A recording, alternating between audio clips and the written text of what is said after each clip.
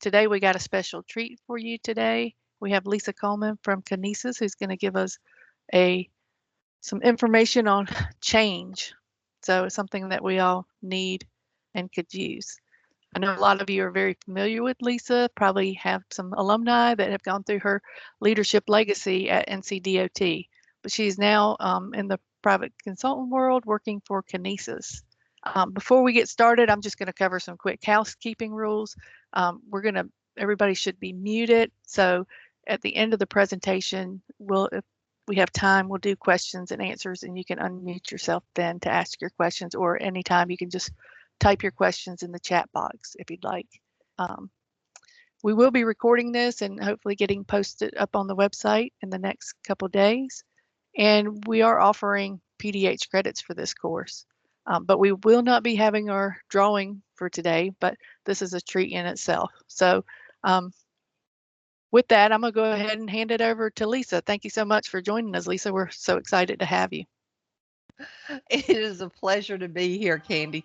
Can you tell I had a meeting this morning with Candy working on a new system? That's all in my head, and it's all about change, so it works in perfectly with this. But Patty, thank you. I do know your name.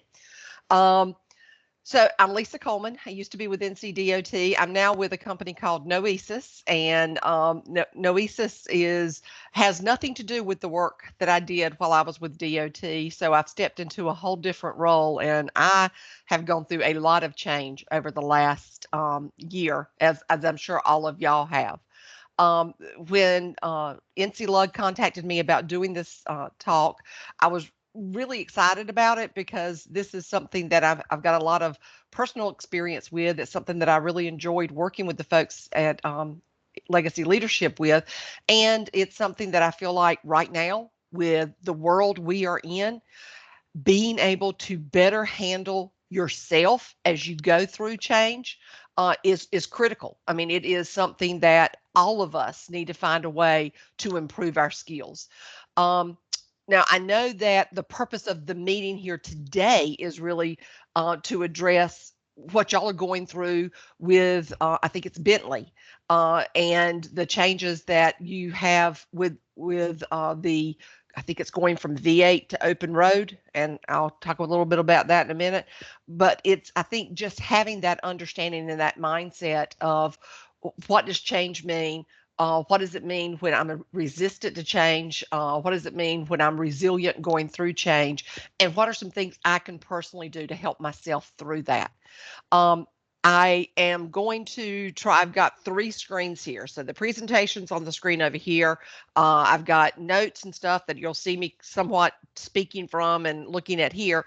And then over to this side, I have the Teams bar where I'm trying to follow along with chat comments. So if you have something that you want to throw in at any time, throw it in the chat box.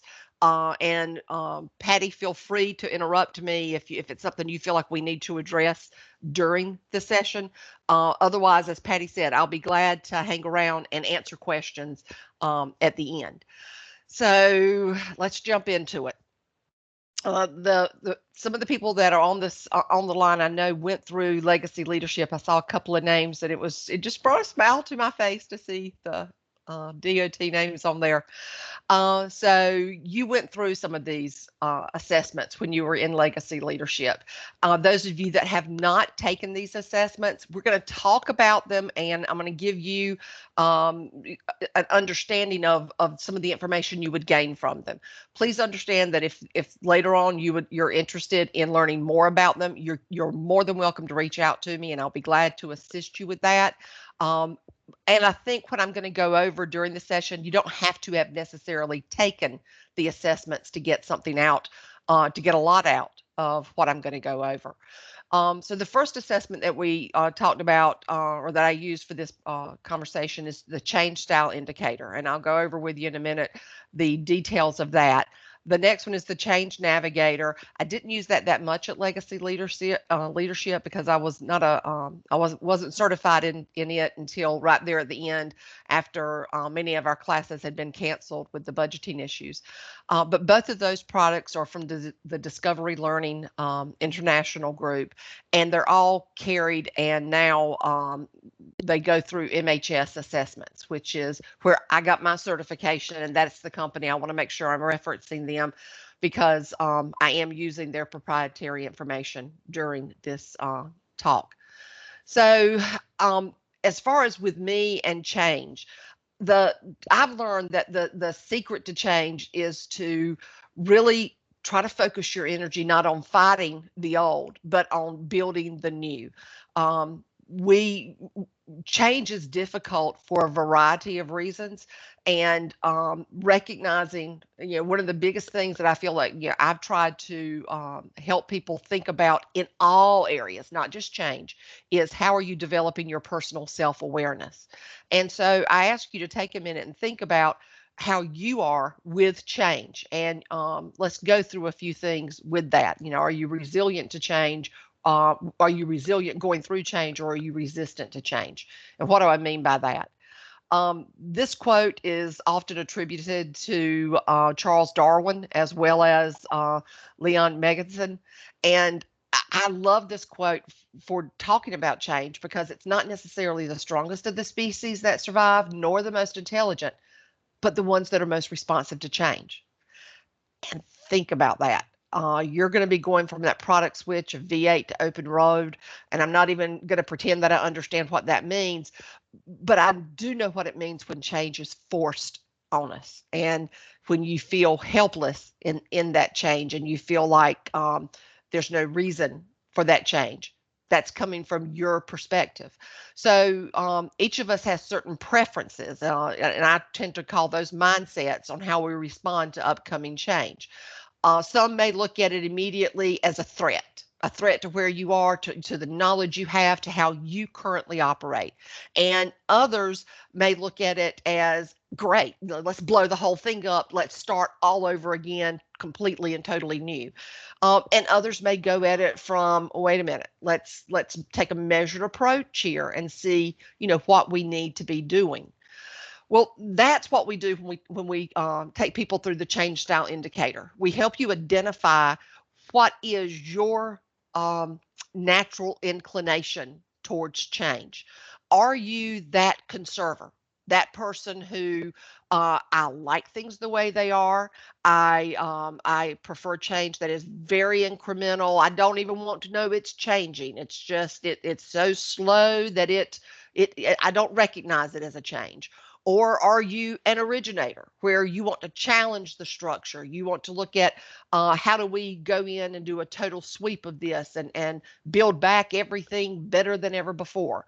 So or are you that pragmatist who we've got processes and procedures in place? We know some things aren't working, so let's work on changing those, and very methodically go through what needs to be done. So I'll ask you just to think about it a minute, and you can type into the chat box what type you feel, or where you feel your change style preference is. Are you a conserver? Are you an originator? Are you a pragmatist? So I'll give you 10 seconds to type in some, and those of you that remember your type, if you have taken the assessment before, feel free to jot that in. Okay, I see we've got an originator on the line. Anyone else feel that they have an idea on what they are? Okay. Destroy everything and rebuild. Ashley Clowes, I would definitely say that you are a pragmatist. Okay, so let's break them down a little bit more. So maybe this will help you really hone in on you. With the conservers, they accept structure and they prefer change that, like I said, is very incremental. So when they're facing change, let's talk about the Bentley change. The reaction may be what we have now works fine. There's really no reason to change what we've got going on. They may be, this is just deployed to make expensive changes. It's not really necessary. This is just something to make more money. They may have, there's no appreciation for the amount of time this is going to take, and it will not help. We're going to be having to spend too much time relearning things that already work well. or they may put their foot down and say they cannot make me change. I'm fine where I am. I'm fine with this current system. Don't need it. Um, or you may be that originator where you want to challenge the structure. You want change that sweeps everything clear, which who was my person up here who said Long, destroy everything and rebuild. So maybe it's this is great. We can finally fix all these problems. When you saw the information coming out from Bentley on the change, you were thinking in terms of great. Maybe it's all going to be a total sweep and restart. Maybe it was I don't want to wait for this to be implemented 6 months, 7 months, a year down the road. Let's do it right now. Let's just make this change and rattle the rafters. Or maybe it's I've got so many ideas on what we can do to make this better. Y'all didn't go far enough, and I want to take this even further than what y'all anticipated. Or maybe you're that pragmatist who wants to let's study and see how these changes are going to impact our people and our processes. There's some good ideas here. Let's test drive those, work out the kinks before we go widespread with implementation.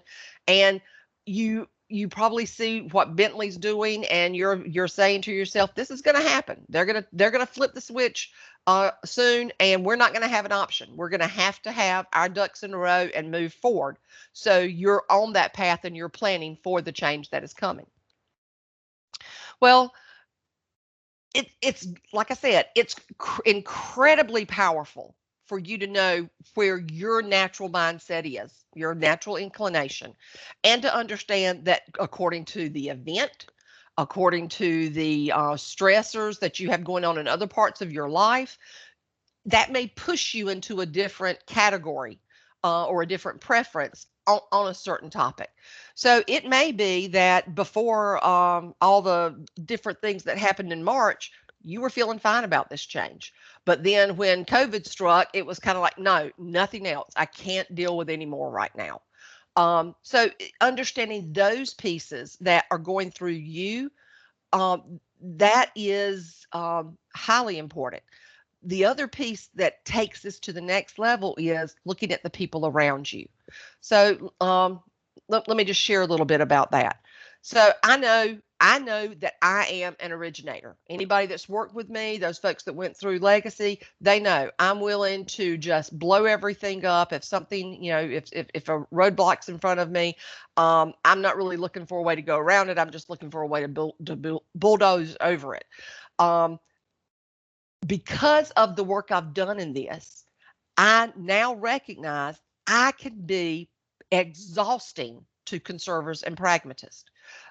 When changes are necessary, they may not want to even let me know it's going on because they think that there may be that inclination that I'm going to want to throw the baby out with the bathwater. So recognizing that that's going on and that I am creating or allowing that mindset to fester in other people because of my reactions helps me temper what I'm doing and pull myself back. So I've learned to recognize that I need to.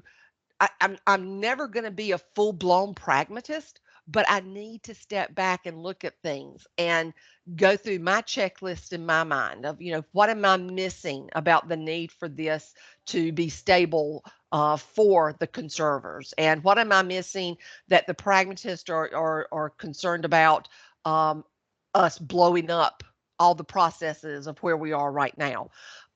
So it keeps me, once I've made those changes, it's helped keep me at the table. And, things that I may not have been kept aware of in the past. So I take that back to DOT when I was there. I know this is going to shock many of you, but a lot of people that work at DOT are very strong conservers. This is the way we've done it. It works well. Let's just keep it this way because we've got the guardrails on and we're able to keep it where we need to keep it. And when I started working on legacy leadership and putting the plan together for the program, I didn't know at the time that I had an originator's mindset. I just know how I like to do things. So I'm going in with, here's how we're going to do legacy. And these are the plans I have. And I got tremendous pushback from the HR leadership at the time, which was a group of very strong conservers. And I kept getting the comments of, no, you can't use outside consultants. You have to use the T&D staff. No, you can't spend money on assessments. We don't do that. It's all these no. And the frustration that I had, and looking back on it, the frustration that they'd had to have had was huge. The truly negative and sad part of that is that kept Legacy from going on, from becoming a full production and having the being able to roll it out to everybody for almost 2 years, because we spent 2 years with me looking at them like they were trying to drive a 64 4 lane down the Autobahn, and I'm thinking, we've got to be in a race car so that we know how to navigate this new terrain, and there was a lot of things that occurred to get the program on the right path. But when I look back now at these change style preferences, I can see, had I known this, I could have navigated that whole dimension so much better. And we could have provided potentially a year or more of extra, time of doing legacy leadership. And that never know what was lost during that. And I think I see that I see that in a lot of places where I go, not just with DOT, but at Knowesis now. We've got people that I can tell after working with them for a period of time. You try not to be judgmental, because that's you don't know about other people until you truly do get to know them, and even then you only know part. And I feel like I'm able to kind of get an idea on their stance as far as, are they a conservator, a pragmatist, or an originator? And knowing that and having that information, I tailor my conversations with them and my presentations to them to help build community and help build a path for progress and moving forward that has truly allowed me to be highly successful in the year I've been with this organization. And I think that as y'all are leading people through the change that Bentley's making, as y'all are leading your teams and others, your family right now through the changes COVID is making, if you recognize and look at these things, it's going to be truly helpful in building those relationships. So there may be some folks that on the line, I know there are some folks on the line that went through the change style indicator. And if there's any comments at any time that you want to put in about if it's helped you or done anything, to assist you, please feel free to add that in. I would like to, just see if anybody out there has had any success with using it. So let's go on to talking more about resilience and whoops, this is what happens when you hit the wrong button. Okay, so let's talk a little bit about what happens when you're dealing with change and you're going to meet resistance. So understanding your change style to me is the first step, and I think that's you have to take these things in increments, and I say that learning yourself and spending some time on your personal self-awareness is pays dividends in ways that I hope people that have gone through Legacy will support me on that. But for me personally, it pays dividends in every single corner of your life. So I have to recognize with change and with dealing with people that change is exhausting.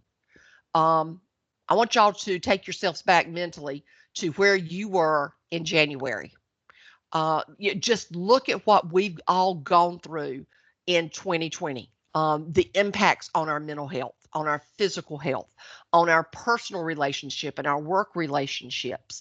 And all that was triggered by just a cascade of changes that have occurred in where we work, how we work, what our families can and can't do, what our norms were that have been blown all to pieces. And now we are inundated with a level and, I guess you could say it's almost like that fire hose of change that is coming at us on a constant basis. So that wears us down. When I'm going right now through and working on different presentations I want to do or different things that I'm trying to help the executives here at Knowesis on, I do a lot of reading in my private time on major business journals, different HBR, all those kinds of things. You cannot pick up Forbes, Inc., any of those magazines or publications right now without seeing an article on resilience and on how if companies don't start spending some time and some money on building resilience with their employees, it's going to hit them and hit them hard in 2021. We've already started seeing that. We are spending quite a bit of time with our staff right now on resilience and mindfulness and helping them think in terms of how to navigate the COVID world and the changes that are going on. All this funnels, like I said, into changes. So when I talk to a group about the Change Navigator, we have them complete a change assessment on a change they are currently or will very soon be going through. And we do this in trying to get them to have a just-in-time look on where they are and what they could do better to work their way through that upcoming change. So since our time today is limited, and those of you who have worked with me know I can talk forever, but since our time today is limited, I'm going to give you some of that information and tools that we do in the Change Navigator workshop. And please understand this is a very condensed version. It's usually a 4.5 hour workshop that I take people through. So I'm just really going to give y'all some of the end results that we find out from the process. So I want you, we're going to do just a little exercise, take a few minutes, and we're going to get y'all thinking about change. I want you to think about someone that you greatly admire, who you feel is effective at leading people through change, leading organizations, leading groups, going through that change together. I want you to type into the chat box 3 attributes on why you admire that person. And this is y'all heard me say this before, this is the audience participation part. You're going to need to add me in some comments. Think of someone you admire who is effective at leading change. What are the top 3, what are 3 attributes on why you admire that person?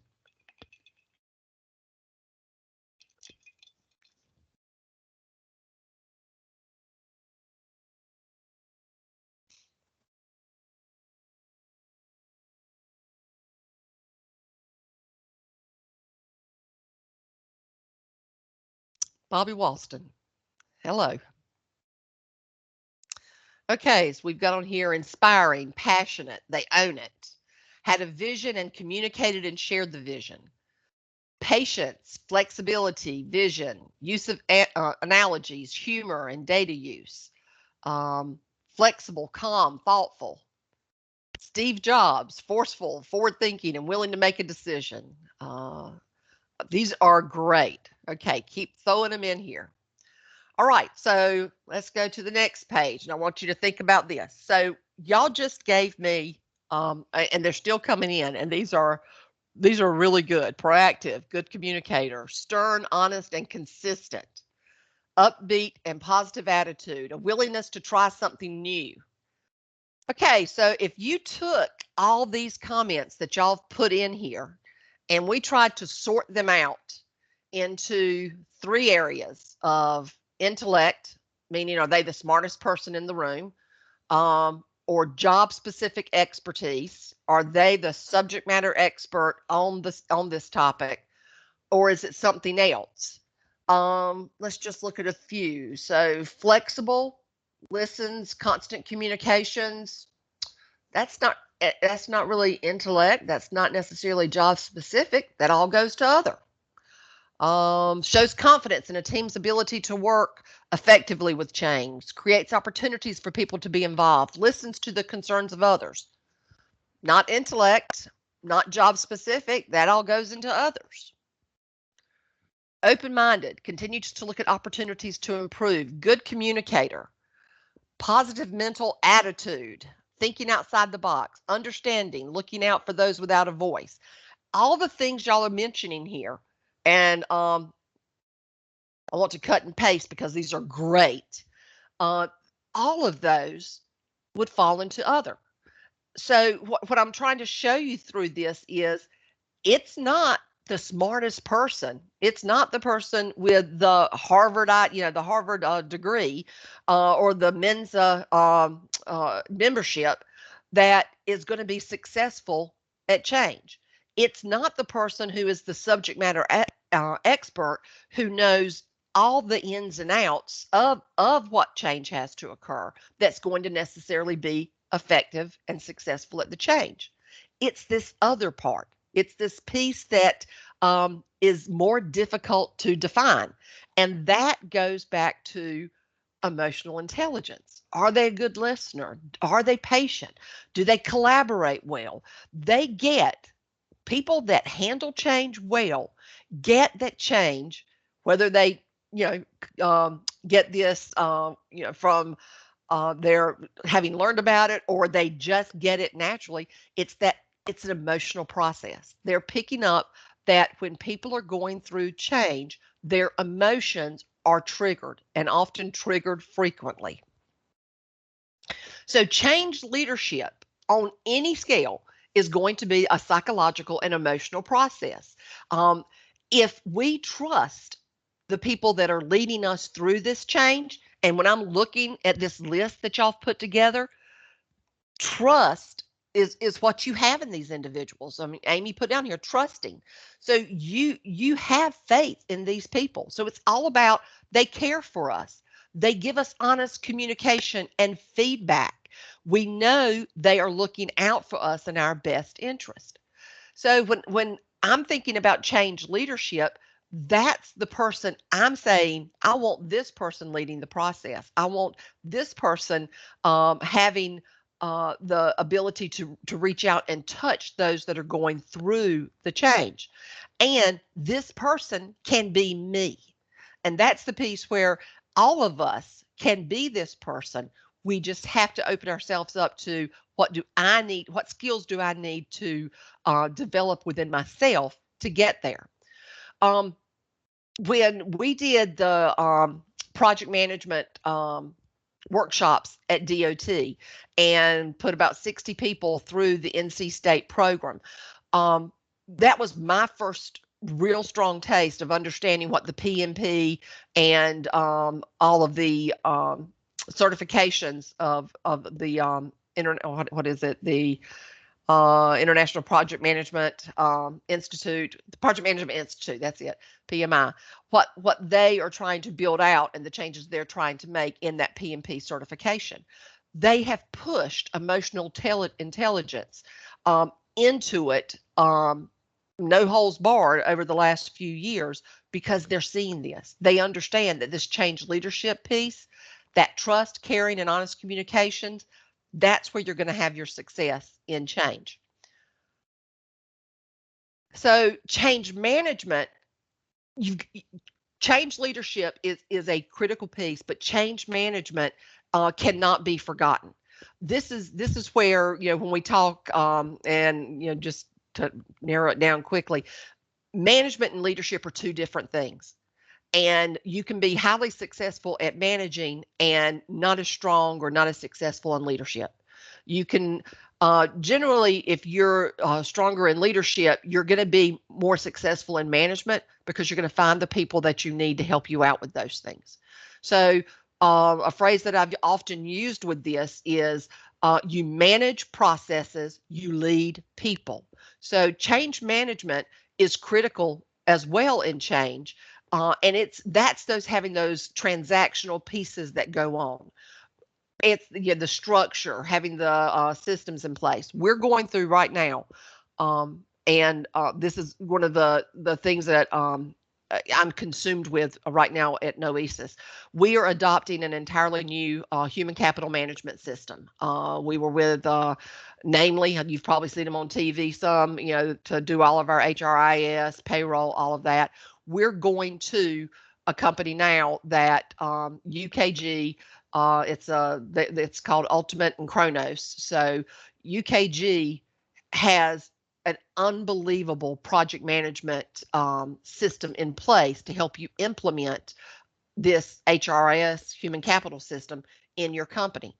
And I've recognized over the time we've been doing it, it's because they have married these two factors, change management and change leadership, so perfectly in how they pull your team into getting this huge, tremendous change made in a matter of 2 months.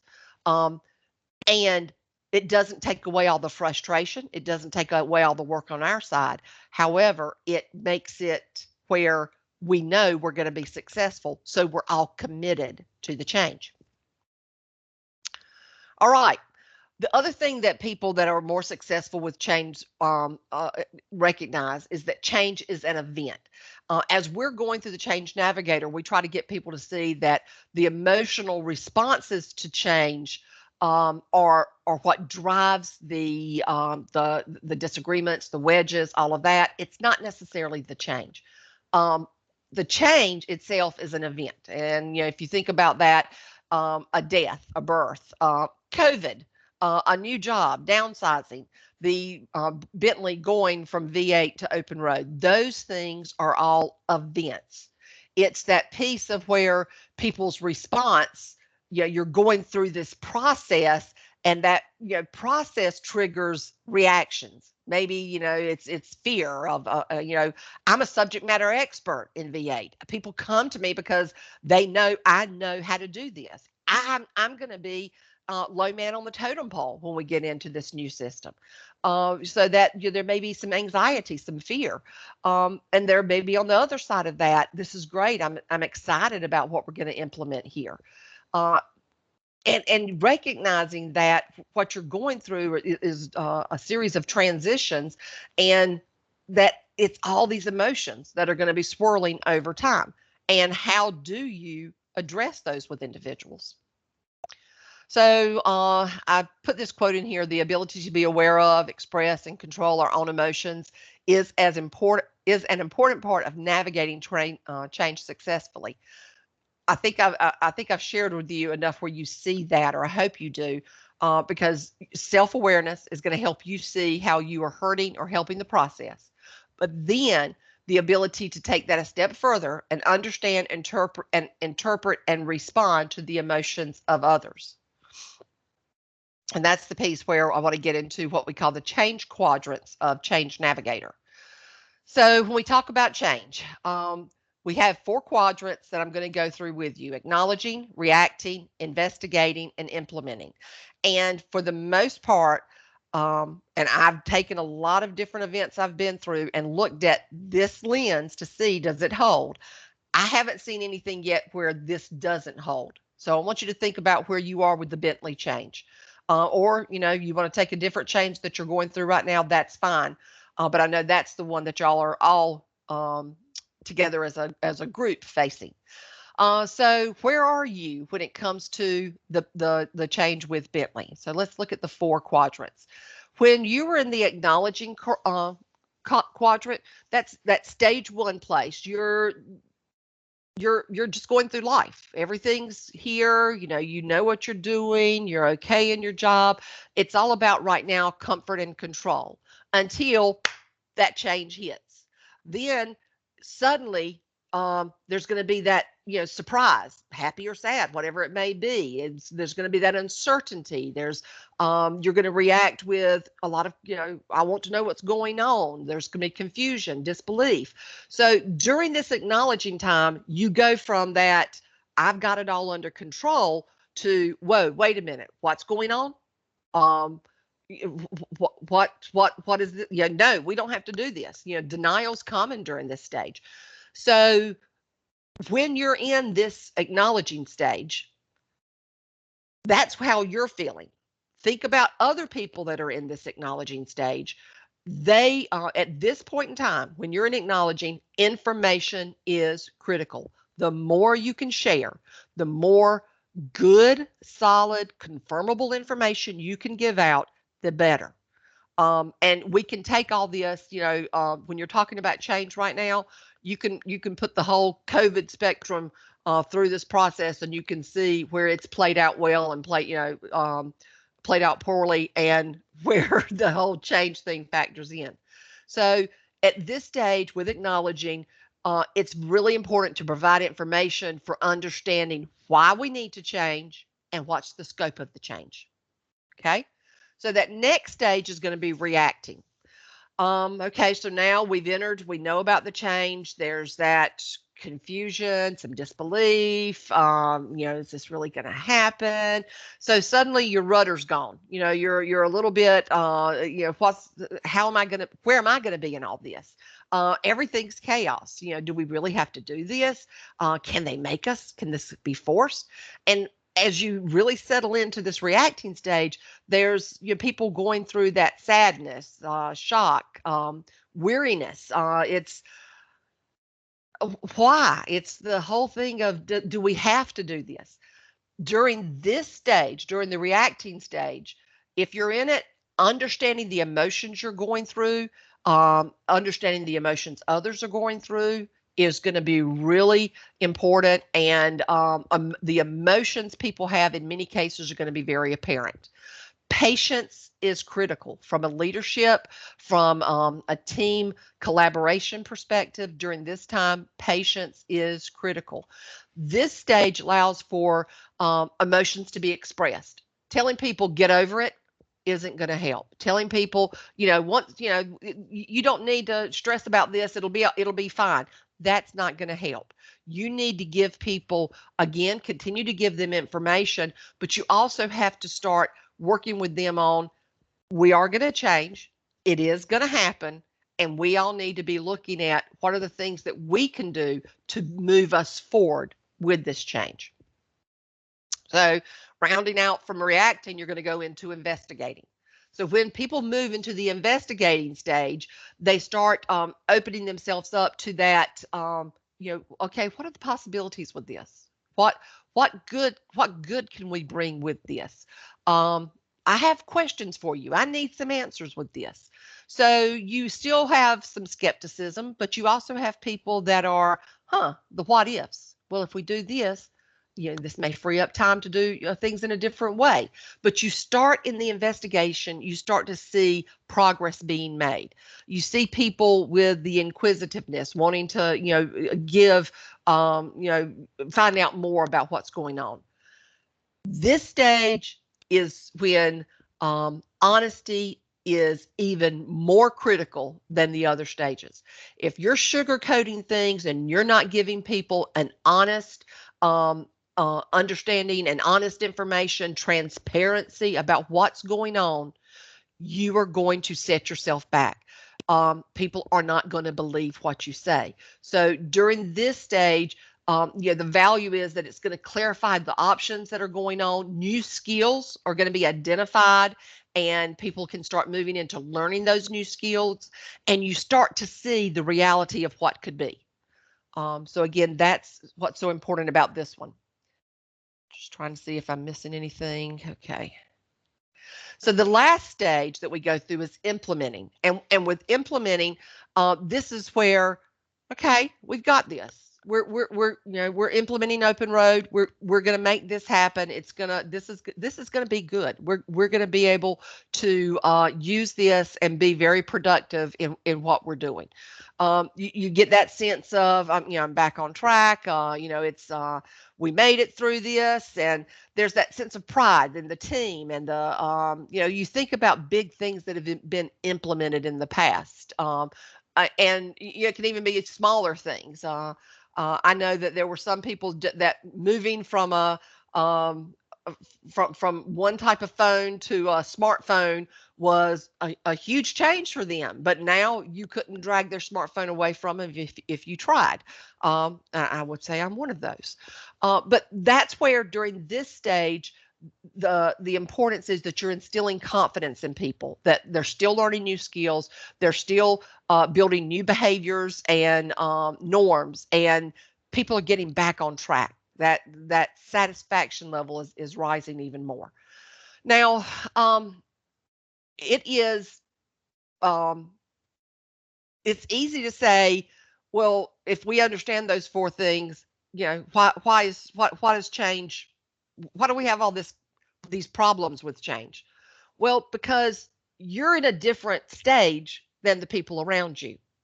So while you may already be rounding the corner and sitting comfortably and implementing and looking back at, sorry, I want to go back, looking, we all know this stuff. You may still have other people sitting up here and acknowledging that are just, now moving into reacting.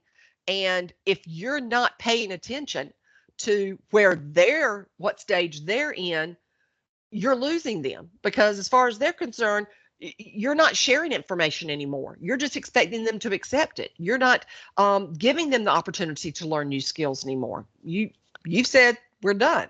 So again, knowing where you are and knowing where others are going to make you more successful. It's going to make your team more successful. The other piece is thinking about where the conservers and the originators and the pragmatists, some of the stages they get hung up on. So I can say for myself being an originator, this rings so true. When I get into something, the investigating stage, I can get lost there. This can be a black hole that I go down into because, ooh, we're going to make this. Now I want to know all about it. I want to learn everything to the nth degree. And I am I'm all here about learning, and I'm not moving into the implementing, and I'm leaving people hanging. So, think about where you are, originators, pragmatists, or conservers. Conservers over here, you need a lot of detail. And it may be that you don't want to leave that reacting stage, or you're mentally not moving out of that reacting stage until you hear that one piece of information that says, okay, this can be done. And personally letting yourself know, I'm going to have to make this move, and I may not have all the information, but I have to have faith in the people that are telling me it's going to work. So hopefully you're seeing where all these pieces fit together. Go with this one. So what are some of the things that can enable us to do better in a phase and that can derail us in a phase? I think some of them are, I think, make sense just looking at it. If you hang around in that prolonged denial long enough, you're gonna make yourself useless. You're gonna be kind of slid out the door to a degree. The people that get it, that I can't just sit here and stomp my feet and say, no, this will not happen. When you realize that's hurting you more than it's hurting anybody around you, and start to make that change, huge win for you and for you moving forward in your career. And in this stage, it's also that being the person who helps people get through the stages. So being aware of where people are is critical there. The enabler in the reacting stage, are you expressing and giving the support to those people that are struggling with the reacting stage? Because here again, this is where you're going to have a lot of your resistance occurs during the reaction stage. And I don't know where any of you are personally on wearing a mask or not wearing a mask, but if you think about it, when you're looking at COVID, a lot of people who say, I'm not going to wear a mask, they're still sitting here in this reacting stage. No, it's not going to happen. This is not going to change my world. I will not allow it.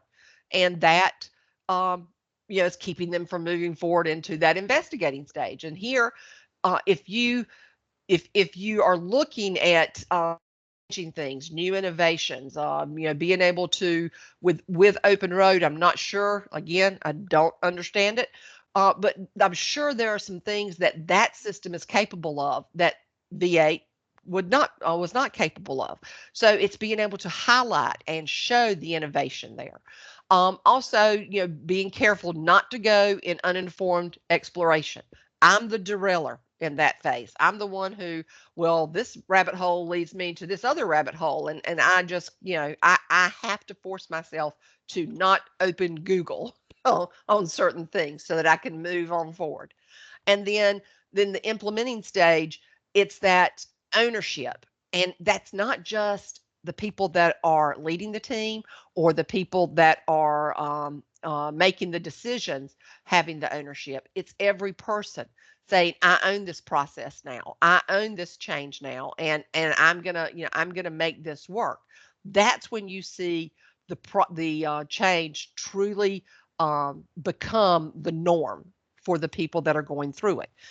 The derailer here is failing to commit. And I say this, failing to commit, not just from the individuals, because in many cases, those people that are the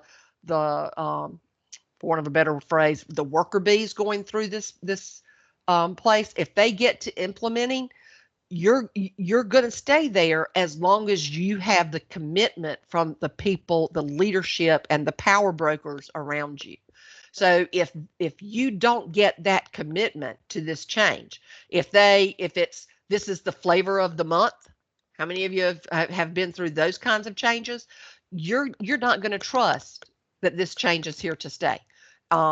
Bentley, from my conversations with Patty, Bentley is telling y'all this is going to happen. We are committed to it and we're owning it, and we expect every one of y'all to own it as well.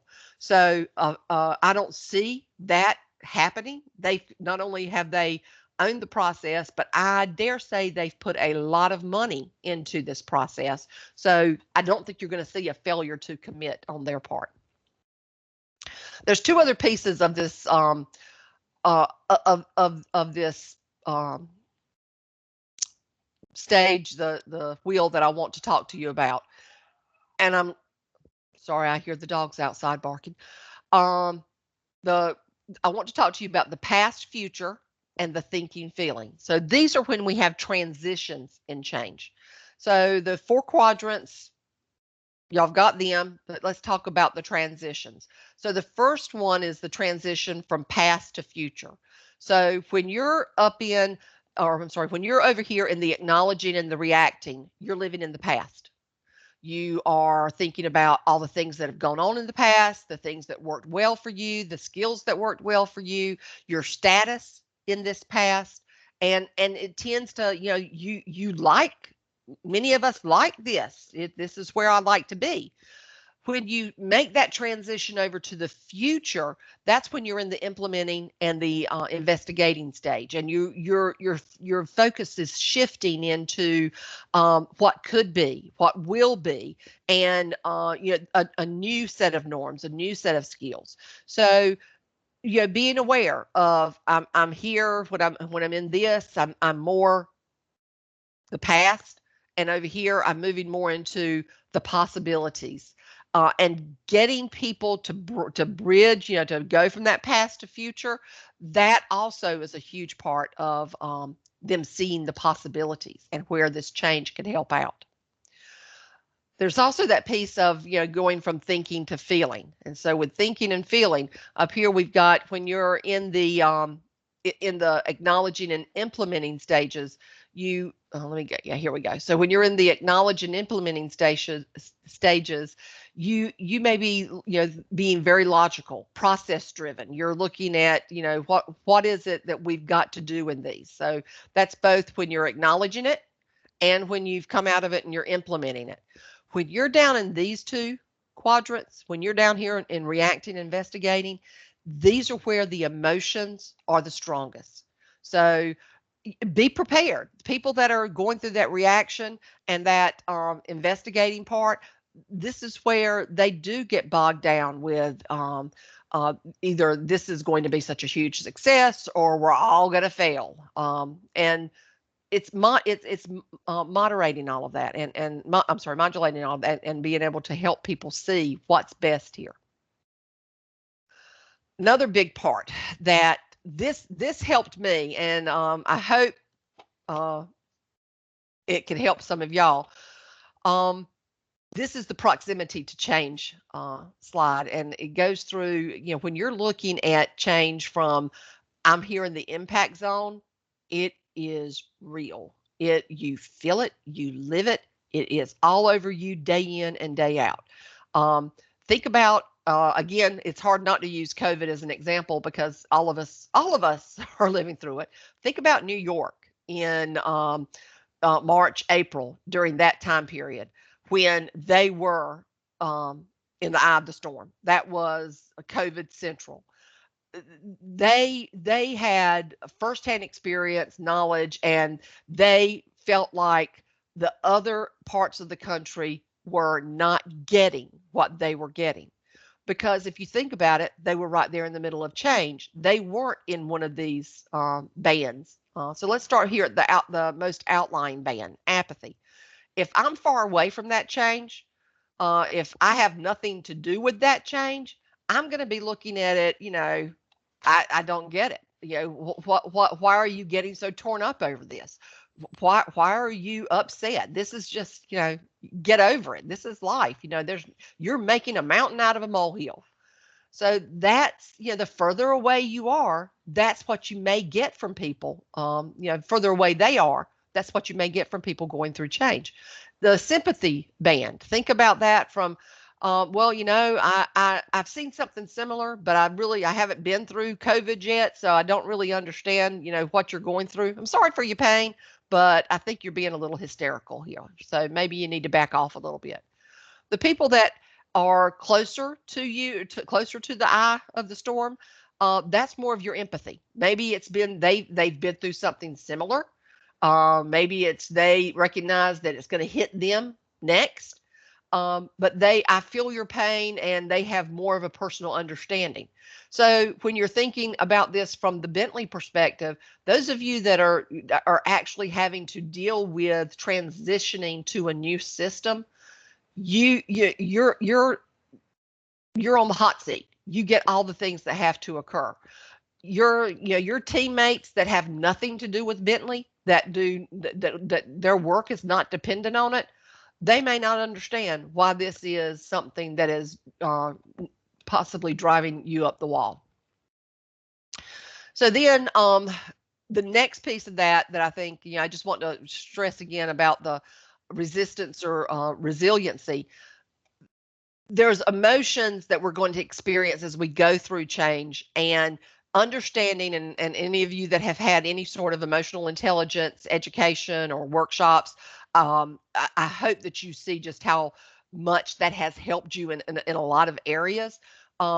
Understanding the emotions that you're going through during change and recognizing which ones are going to help you and which ones are going to hurt you, again, is going to be something that gives you more of a leverage over being resilient through this change. So when you understand that you see people that are going through the anxiety, confusion, frustration, and fatigue, being aware that if we don't work with them with those emotions and understanding those emotions, that's where you're going to pick up a lot of resistance. And those, that we have anxiety up here as the darkest, fatigue down here. By the time you get to fatigue, it's just, think about where we are again right now as a country. Everybody's exhausted with it. So that's leading to a lot more resistance to making the changes we need to make. If you've got a lot of people that are exhausted with the change with Bentley, you may need to work with them on building up other emotions that will help lead to more resilience through change. So, they're purpose driven. They see enthusiasm in getting this done. There's optimism in this isn't going to just help me in this particular piece of work, but I could possibly become the subject matter expert for this and help plan the next change that's coming. And you'll start seeing people that are building up their confidence. Those are the ones that are going to get through change, any type of change, better. So that resilience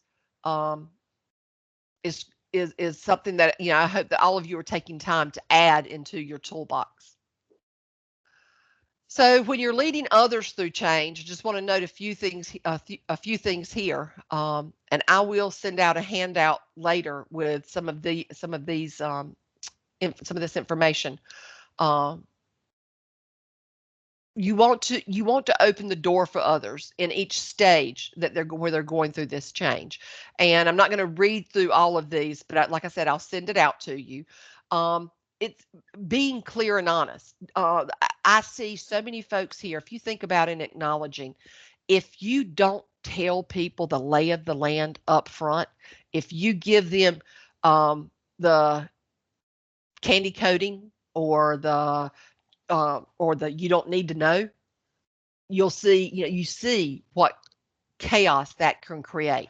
And I think there's a lot of DOT people on here right now, and I would even go so far as to say those of you that deal with DOT, when all the budget stuff happened and all the issues that went on. That was definitely one of the reasons, or the main reason I left the organization. I didn't trust anymore. I felt things had not been shared with us that would have made us all collaborate and come through better. And I lost faith. So if you look at when you're in that stage, it has major impacts if you're not going to be open and honest with people about the change from the get-go. When you're in this reacting stage, ask questions. One of the most important questions that I beg people to use: what am I missing? From a team member perspective, from a collaboration, from leadership, what am I missing? Because as much as you want to think you know everything, I promise you, you don't. And getting other people to weigh in and share what they know is critical to building that collaboration and getting people out of reacting and into that investigating. Delegate and help people build their skills during that investigating piece. I see a lot of folks that have been subject matter experts on certain things in the past that they want to be the only subject matter expert on this one, this new change now. And they don't necessarily provide the opportunities for their team or those around them to learn the tips and tricks of whatever this new change may be. Make this a place where you truly reach out and open the door for others, pull them to the table, invite them to join you in learning what needs to be learned. Give people the permission and the support to take risk during this investigation stage. It's highly beneficial for folks to know you may have some setbacks here, and that's okay. We're going to come through it together. That failure is a great teacher, especially when you have a leader who is helping you learn from the failure and not banishing you to Siberia when you have the failure. And then up here with implementing, it's important to celebrate it and let people know this is what we did. Keep the information sharing going, keep the open communication going, but give people a sense of this was a huge accomplishment and we did it. That's going to help you pull people into the next change, because I promise you, when you get here into implementing, you're not going to stay here long, because another one's going to hit you and you're going to be flying into the next change. So I actually finished up. I tend to talk fast, so I finished up a little bit earlier with this, but I hope that I've shared some stuff with you that where you can see how identifying whether you have resistance to change or whether you're building resilience to change will help you as an employee, will help you in your career. And during the COVID life that we're living right now, it can be truly transformational with your family. I don't know how many of you have kids at home right now that are doing schooling online. That is a tremendous change for them, and it's a tremendous change for you. And being able to kind of see where they are and figure out where you are with this, it just gives you that sense of, this is normal. I'm going through stuff everybody else goes through. And there are tools I can use to help get myself over this hump. So anyway, I'm going to open it up now and ask if there's any comments, questions, anything anyone would like to put in the chat box or unmute and bring to the table. Hi, Lisa. Uh, my name is Oak. I work at NCDOT for more than 25 years. I'm sorry I never attended your class. My regret is doing so. But um, uh, one of my saying I always say is I want you guys to get uncomfortable with this process. What does that mean? I mean, and is it something bad, or how can I rephrase that to be more Okay. effective? Well, I think I think first of all you have to share what you mean, and so another huge thing that we talked about in legacy, and I don't know how many folks are willing to turn their cameras on so I can see your beautiful faces, but one of the things people heard about me all the time, heard from me all the time, was share your reasoning. So if you're telling somebody, I want you to get comfortable with being uncomfortable, and that's all you're saying, that you're right. You're probably losing them, or they're probably looking at you like, why? You just want me to be uncomfortable? I mean, are you a torturer or what? It's take it to that place of, I want you to be uncomfortable with being uncomfortable, and here's why. Learning comes at the edge of your comfort zone.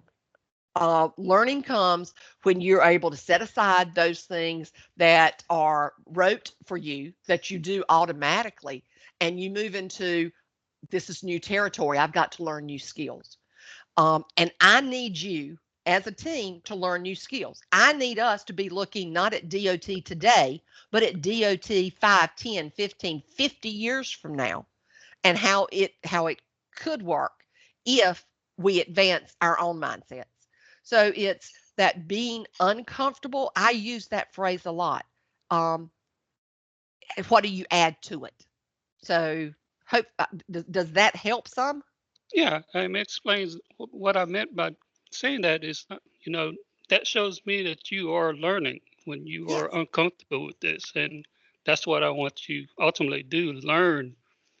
If you have not looked at this or not touched this, you're comfortable. Yes. And I don't want you to be comfortable. Yes. It's what I meant by that phrase.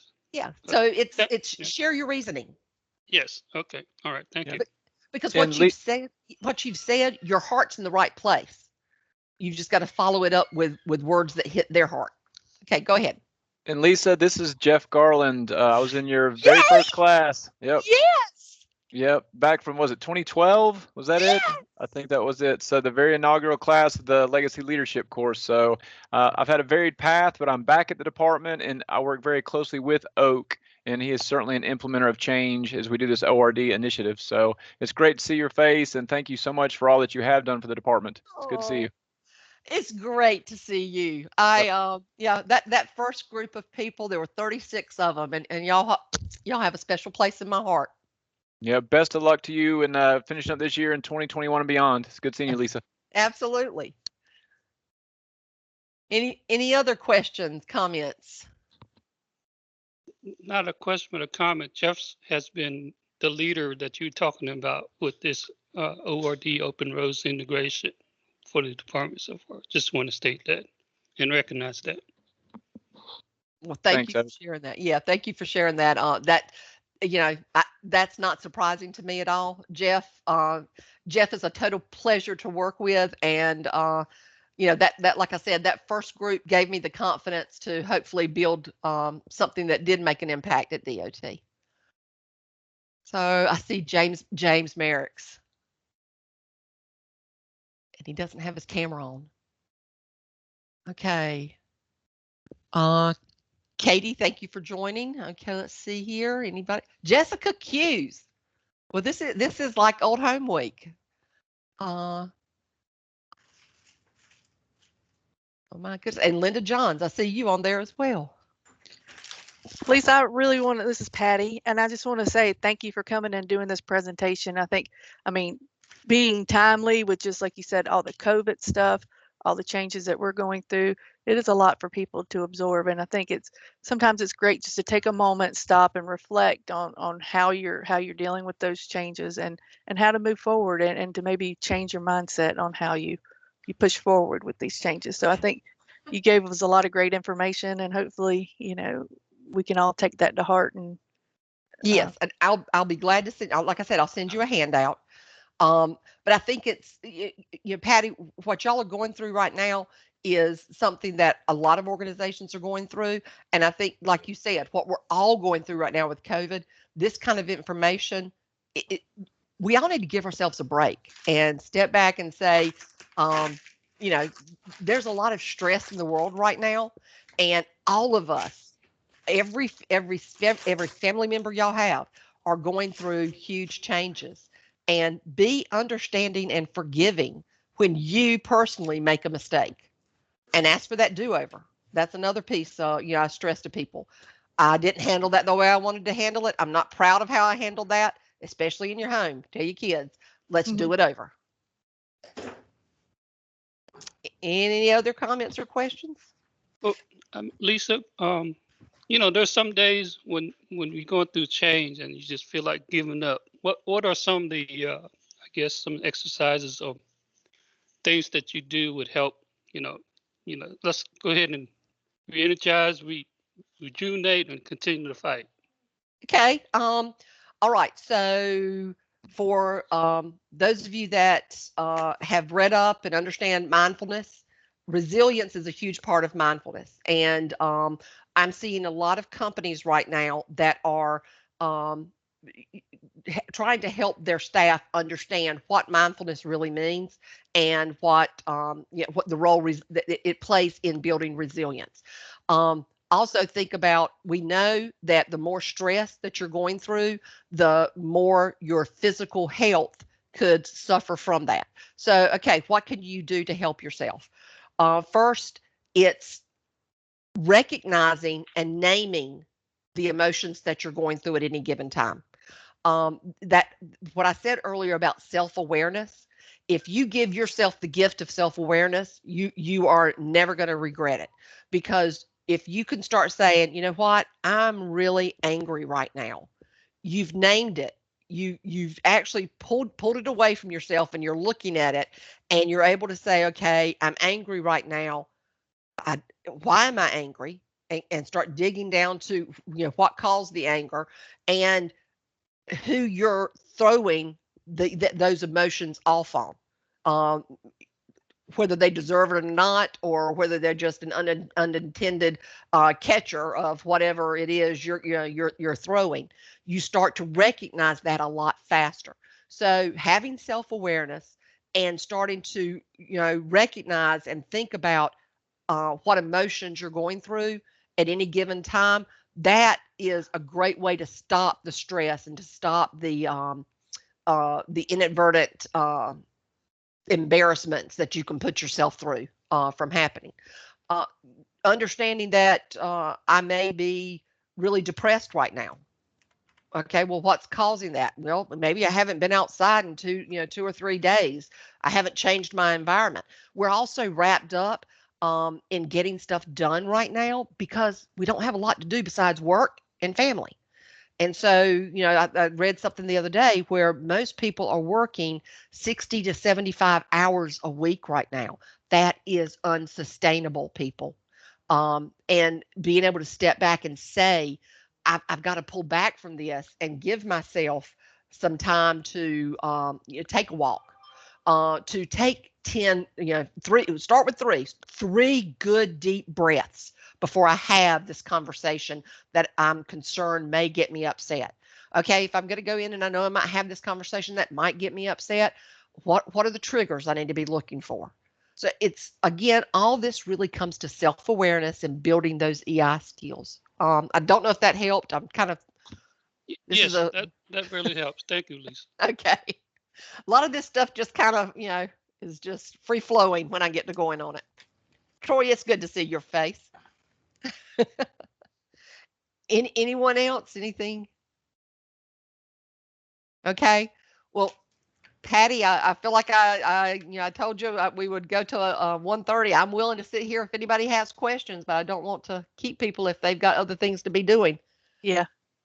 Okay. Well, we appreciate it, Lisa. And I mean, you could tell everybody loves you, and everybody always comments on how great you are. So we do enjoy having you because you do provide a lot of just general useful information that you can take and do something with right now to make an impact in your life. So I appreciate that so much.